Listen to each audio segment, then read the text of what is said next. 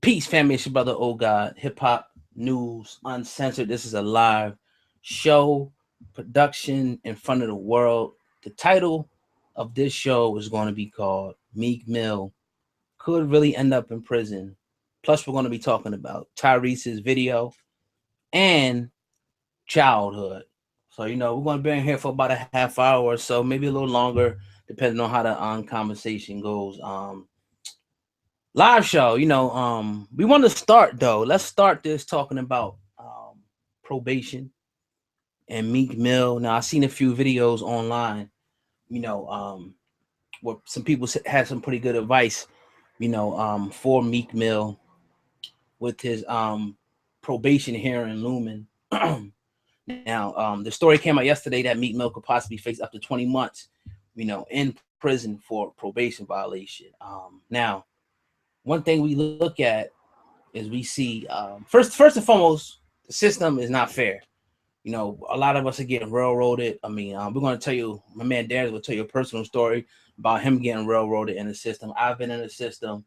I never had no violations when I was on papers, but I know people who have, and it could be, from the smallest things. But when you're living in the public eye, like Meek Mill, it could be people around you. I guarantee you, Meek didn't do anything. I guarantee you that. I guarantee you it was probably somebody in his entourage. Now, don't get me wrong. I'm saying move smart. I'm not saying be no coward and let people disrespect you. And if somebody needs to be checked, check them. But at the end, and then on the other hand, you have situations where you could be a perfect angel and they still come after you. So don't get me wrong. Like I'm on some old soft stuff, like, me shouldn't do this and that. But when you're as influential as him, when you're responsible for taking care of so many people, you have to move more carefully at the end of the day. So a lot of people don't know that, and I wish the best for Meek. I love Meek all the way from the muscle, the nappy braids, handing out the CDs on the Wildwood Boardwalk. Y'all know nothing about that. Hanging out in Palmer's with the bottle of Ciroc with three of him and his people. You know what I mean? I've been there. But, his probation. And another thing is when you're hearing different things, French Montana, this, that, it doesn't look good because the probation officer, this is going past their ears, they're hearing it, so it's ruining the image. Even if Meek didn't do anything, so the possibility is there. I'm going to turn the microphone over to Darren and let him give his introduction, and we will get right into this. You got it, bro. Right on, man. Yeah, I'm Darren Marion. I'm the editor, one of the writers for Hip Hop News Uncensored, hiphopun.com. We're looking for bloggers right now, man. So if you're interested, if you think you got some writing skills, if you love hip hop, shit like that, man, go on and holler at your boy, man. You got Oguy's email, oguyat at hiphopun.com. So, and then anyway. So we the thing what you said about Meek Mill, man, is somebody, you might have to check them. I'm saying that I believe that if you moving like him, you got an entourage like him, you shouldn't have to check nobody. That's what you got. That's when you got one of your boys to come check him, man. And if you don't check that dude, then he not in that crew no more. Cause shit, that's everybody's eating off you at that point, man. He's a business. He's he's an entity, and he has to be treated as such. Absolutely. And then, another point is like once once he's behind bars and he can't, do shows and show up places, because he actually has to be there, for certain things. There's other ways he can make money, but a lot of things requires Meek Mill's appearance, him on a record, him at a club, him at these different places. So if he's not there, his revenue is cut. So these dudes, if they're not making money for him, these cats that's around him, you know what I mean? Once he goes in, it's going to be a big problem at the end of the day. Now, people in the chat room, are from PA, and they're speaking on the system, and I can, attest to the system everywhere. It's like whatever that judge wants to do with you, they're going to do with you. And they don't care if you're Meek Mill. They don't care if you're a rapper. They don't care. So we just got to move a little bit, smarter. And they're young. A lot of these people are young. I was watching Little Kim's interview earlier on Hot 97, and she said, I was 17 on all that's going on. So we got to keep it in perspective. These cats is young, so but the system don't care. At the end of the day, they will come down on you, like a ton of bricks. So move smarter, at the end of the day. The system don't give a fuck how old you are, man. You could be an old cat on some bull, just on some shit, man. It's funny, man. My experience dealing with the system like that is 2 days before Christmas, man. I caught an OWI. I got 2 kids at home, and luckily, fortunately, thank God, I had money in my pocket to bond out. Otherwise, man, I'd have been in jail for Christmas. And they drug out my shit, man, for about 6 years, man. The judge elevated it, man, to a felony. She was like, "You get zero compliance." The probation officer would always reschedule my meetings. It would always be something to drag my shit on from the 9 months I was supposed to be on to like damn near 6 years, where they end up just bopping my head for drinking a beer. It's crazy, man, how they really, it's good that it's to remember that how old they are. That's a good thing to take advantage of when you're dealing with the system as a black man or a black woman these days, man, really don't give a fuck how old you are. They just ready to throw you in jail, man. Ready to get rid of you. Facts. Yeah, and that's real. I mean, they charging us, as young as 11, 10 years old, as adults sometimes, depending on, the different offense.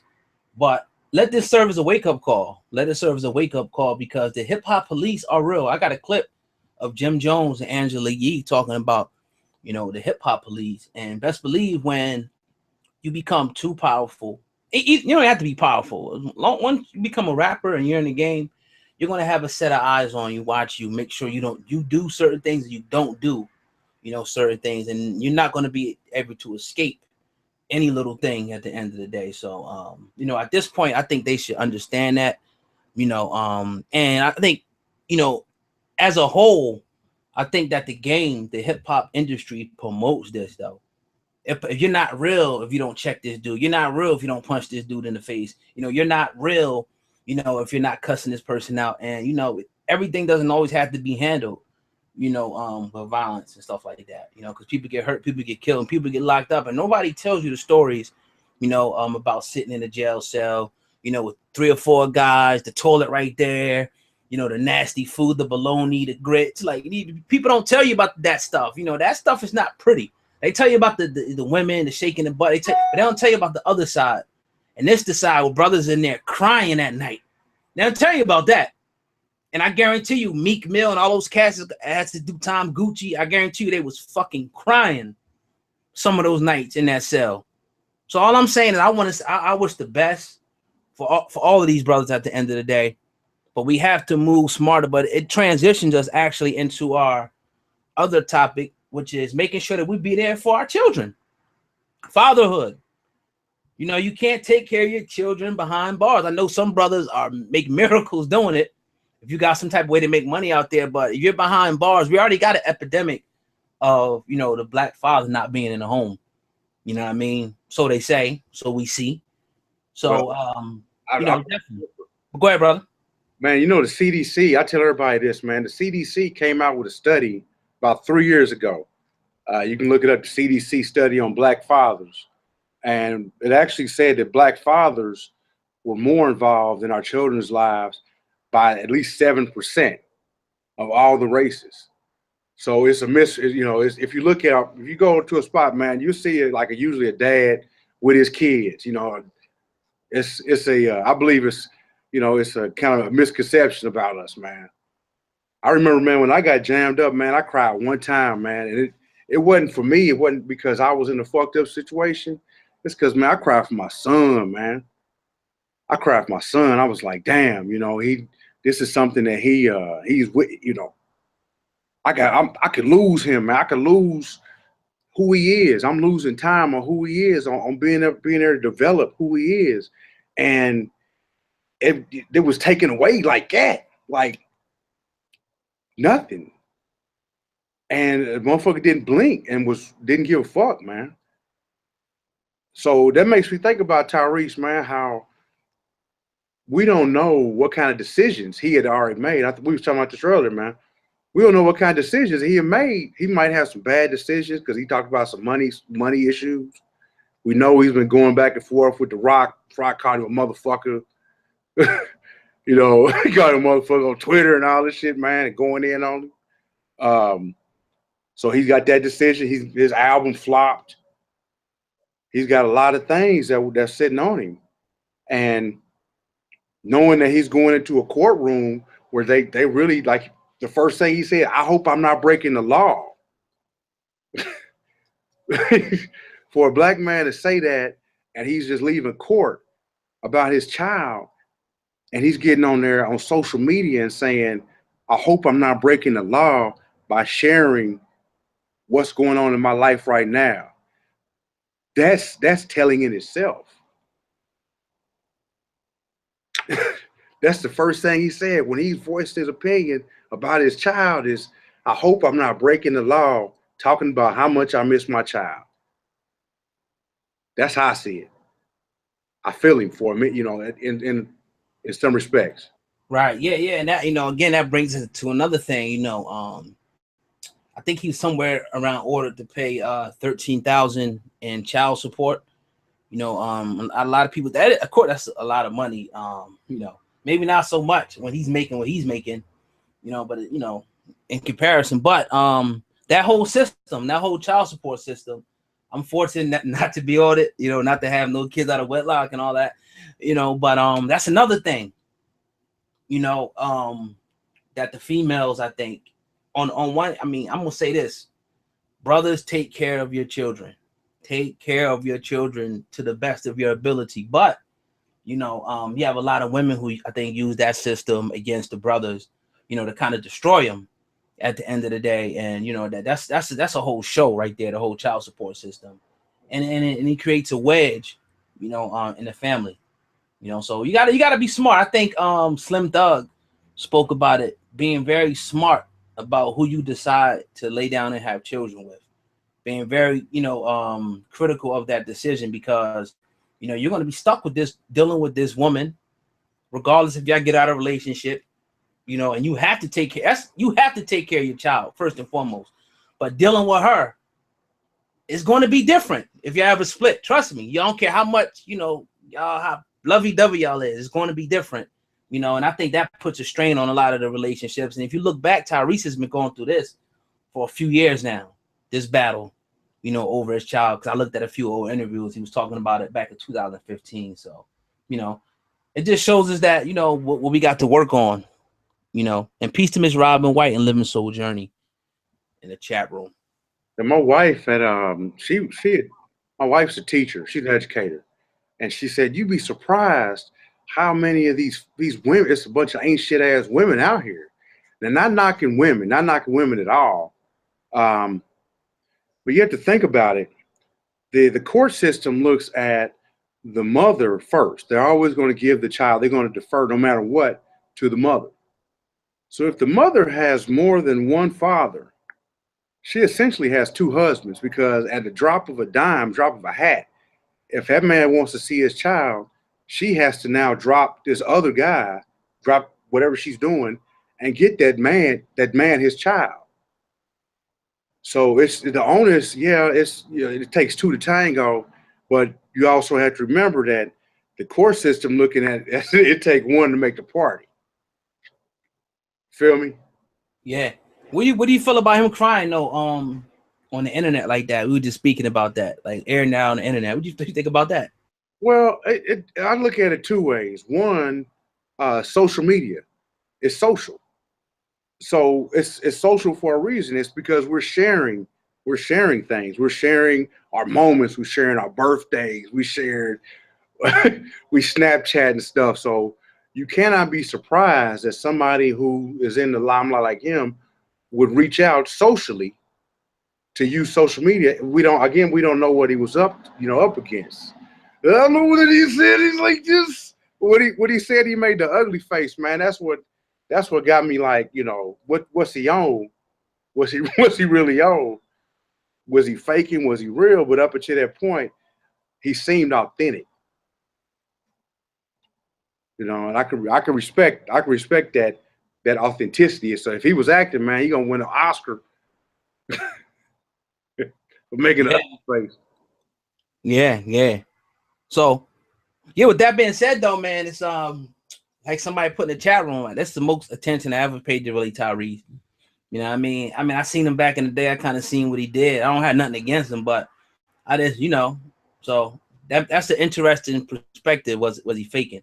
Because we know, like we said earlier, these rappers and when movies and stuff is coming out, albums coming out, they hype stuff up in order to get sales. Just a part of marketing.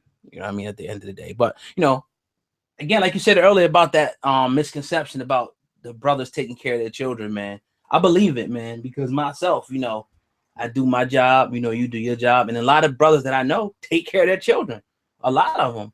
Now it's a few here and there, but I know I'm gonna put it like this: I know more people right now that are married and that take care of their responsibilities than I don't now. That I can go, you know what I mean? So in my life, that's a good thing. It may be different for other people. And my first example came from my dad. They still together, so that's the household that I came from. So I'm a family dude, at the end of the day. So you got to take care of the children. But again, like they say, he got to get this ironed out, man. Hopefully sit down, him and the woman and his daughter at some point can iron all this out for their family. You think this was that wake up call? You think this was that point, that call that said that she saw something and she's had a little bit of compassion? You think that may have brought out some compassion in what she had to say and how she's approached the situation? Or do you think she's seeing it like blood in the water? I mean, you never know. I don't really know, the lady, we'll see the character, but I mean, compassion and what you think she's gonna lessen up that $13,000 a month? I doubt, you know what I mean? Once they pay you paying something, man, it's not finna go down. It's like when two cops show up, man, they put the cuffs on you. They not finna take them off, man. Yeah, exactly. For nothing. Yeah. Once you're there, you hit, man. So that's something he's just going to have to deal with. But I think that may he may be making a case.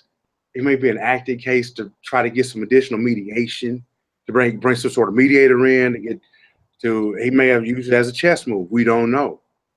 I mean, the guy is an actor for a living. Right. True. He's not a good actor, but nonetheless, he plays the same cat. Yeah, man. And yeah. Definitely. But with that being said, though, man, Brother Darren has to get ready to get out of here. I'm gonna get ready to get out of here. Got a lot of work to do. Y'all got to make sure y'all go into the description box. It's right below the video you're watching. First and foremost, the website is hiphopun.com. We got a lot of beautiful articles over there.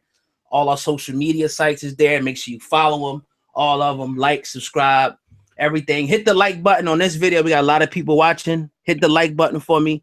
And if you can, share this video. Yeah, come on, people. Hit that like button. I definitely appreciate everybody that's participating in the chat room right now. Brother Darren, if you got any parting comments, man, microphone is yours.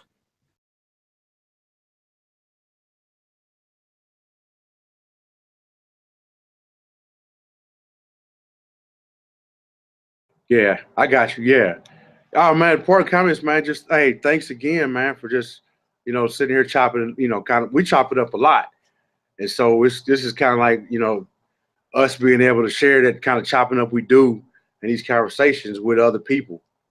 And I think that it's good to see black men, two black business owners that's doing this and really, showing how we should communicate. We're an ill people, and this is a chance for us to be able to share what a healthy communication, a healthy business relationship should look like. And I appreciate that, man. I appreciate, for sharing that, man. And fathers, keep being the father of your child, man. And mamas keep being the mother of your child. And you know what? Remember, if y'all in a relationship, y'all had that child together. Y'all need to have that child together. Absolutely correct. And with that being said, peace, living soul journey, and full of Southern charm. Save me a plate of oxtail, rice, and gravy. Peace to my man Delph, the white boy, Amanda Pugh. Annie, of course, Robin, Miss Robin White, and everybody else in the chat room that came out tonight. This has been a Hip Hop News Uncensored production. We out. Peace.